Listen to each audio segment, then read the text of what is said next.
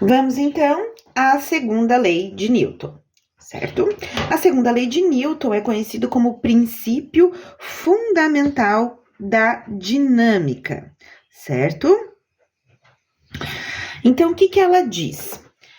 Bom, a gente acabou de aprender na primeira lei de Newton que se as resultantes de um corpo são zero, ele vai ficar em repouso ou em movimento retilíneo uniforme, certo? A segunda lei pergunta, bom, e se a resultante não for zero? O que acontece com esse corpo?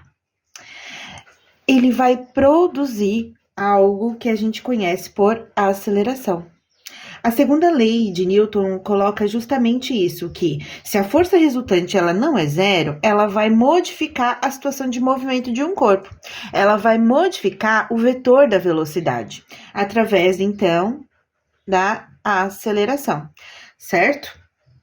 É importante a gente salientar que tanto o vetor da força resultante quanto o da aceleração, elas vão ter sempre a mesma direção e sentido. O que isso quer dizer?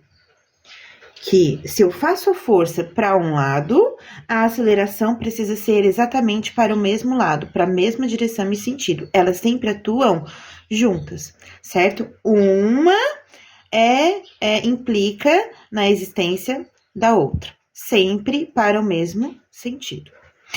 A fórmula, né, dessa aqui, força resultante é igual a massa vezes aceleração. Quando a gente analisa as unidades, a gente vai lembrar o quê? Qual é a unidade de aceleração? Metro por segundo ao quadrado, certo? Qual é a unidade de massa? Quilograma. Se nós deixássemos assim, a força seria em quilograma vezes metro por segundo ao quadrado, certo? Mas a gente precisa homenagear, né, Isaac Newton, então por isso toda força que a gente for medir, ela vai ser em Newton. E 1 Newton, então, é a quantidade para acelerar em 1 metro por segundo 1 quilograma, certo?